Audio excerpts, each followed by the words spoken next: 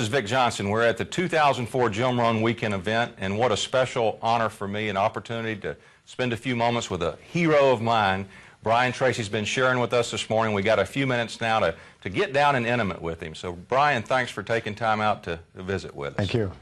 Brian, you have been a student of success, I guess, for 40 years. Yes. And you've written that success is predictable. Right. And I know the way you analyze things that you've got to have a great explanation for us. What do you mean by success is predictable? And if I'm someone seeking that, what are some of the key things I need to be doing, looking out for, whatever? Well, if you go into the kitchen to cook a dish, and the very first thing you get is a recipe, and you follow the recipe, and you work with the recipe, eventually you'll master that dish. Once you've mastered it and made it a few times, you can make the dish over and over again, and you'll remember the recipe. You don't have to keep going back to the recipe book. Now, if somebody says, boy, that's really delicious, you don't say, well, it's a miracle, like something out of voodoo. No, you just followed a proven recipe that had been worked out by people before you. And that's basically the secret of success. If you want to be successful in starting a business, then you study what people have learned, and everything that people have learned they've written down or shared in seminars or put onto audio programs is I learned this from a very wise man named Kopmeyer, who spent more than 50 years studying success. And he had developed more than 1,000 success principles that he had derived out of something like 6,000 books. And when I met him, I asked him the question you would ask. Of all these 1,000 principles, because I had studied it all, which is the most important principle of all? And he said, Brian, he said, it's simple. He said, use proven success methods. He said, learn from the experts. He said, Brian, you'll never live long enough to learn it all for yourself.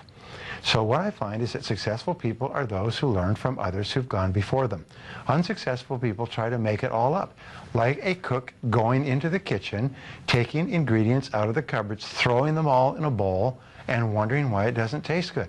This is why people's sales careers, why 80% of salespeople are functioning well below their potential. Only 20% make all the money. Why 20% of businesses in any industry make all the profits.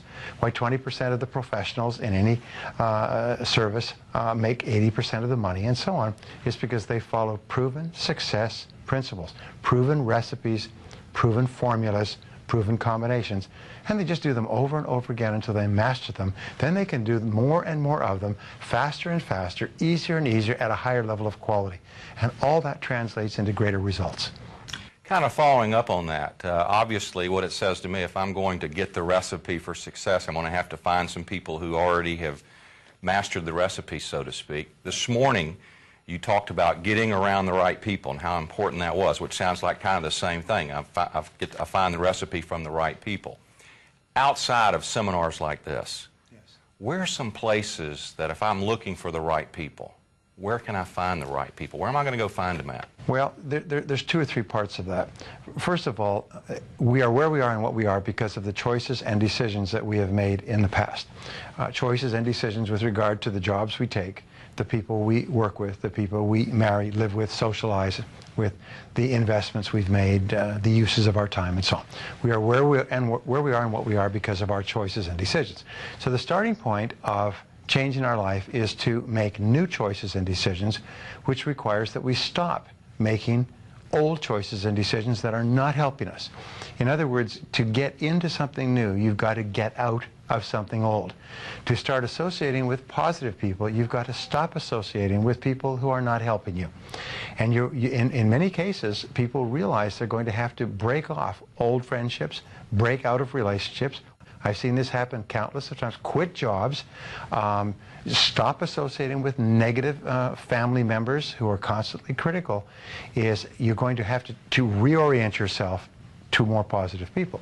Now, the third principle that's so important is this, is that there's a law of attraction in the universe that says that you attract into your life people and circumstances in harmony with your own thinking. So if you start to read really good material, set goals, commit to your own personal development, strive to become good at what you're doing, listen to positive audio programs, associate with positive people like at this seminar, what happens is you set up a force field of energy that is invisible, but it attracts into your life people, circumstances, possibilities, opportunities that would not have been there in the absence of your own changed thinking. So all three conspire. Stop making bad decisions, start making good decisions, start associating with people who encourage you, are in harmony with what you think, and then trust to this law of attraction to bring the right people into your life. Right.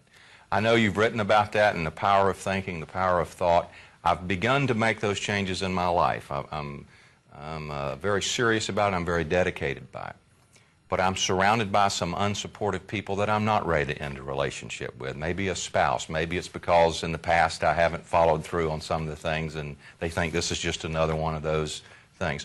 What would you suggest I do? How would I handle, how do I keep that proper balance, for instance, in my thinking, being positive, and at the same time I'm someone very close to me that can have a negative impact? What do I do until that person comes around? Well, there's the natural tendency when we hear or learn something great is we want to convince everybody else of it.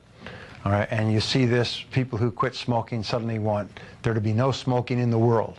People who adopt a religion or a political philosophy want everybody to join the next day. But the very best thing, as I mentioned earlier in our seminar, is that you must teach men at the school of example, for they will learn at no other. So what you need to do is be an example. And be an example for an extended period of time. Give yourself 2-3 months, maybe a year, of being the new person. When you go on a diet, don't insist that everybody else go on a diet the next day.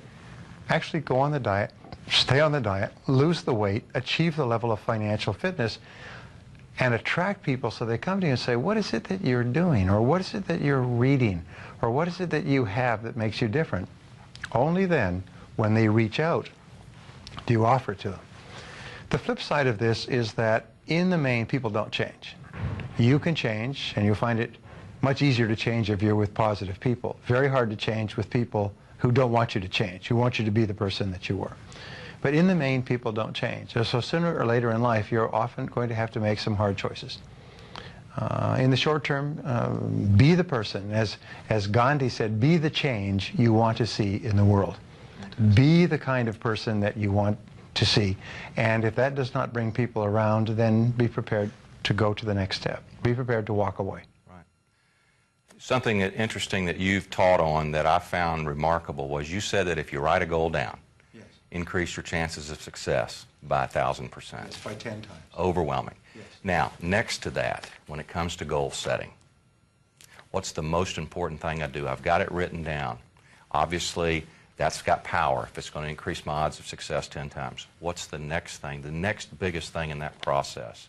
Well, there's a process which has made more people rich than any other single process of goal achieving. And it's to take your major goal and structure it as a question. If your goal is to earn $100,000 a year, then you write, how can I earn $100,000 in the next 12 months? Now, that's an open-ended question, not how can I earn it at my job or doing a specific thing, just an open-ended question, how can I earn the amount of money? And then you discipline yourself to write 20 answers to the question. And the 20 answers are all the different things that you could think of to earn $100,000. Work longer, work harder, upgrade my skills, get a new job, take a part-time opportunity. Whatever it happens to be, write down everything you could think of, but force yourself to write at least 20 questions, or 20 answers to the question. The 20-question method, called mindstorming, forces you to dig deep, deep into your mind where you will find all your answers. And it may be call a person, read a book. Let me give you an example. We had a young fellow, entrepreneur, he got 35 years old. He'd built a successful business. He'd worked about 10 years to do it.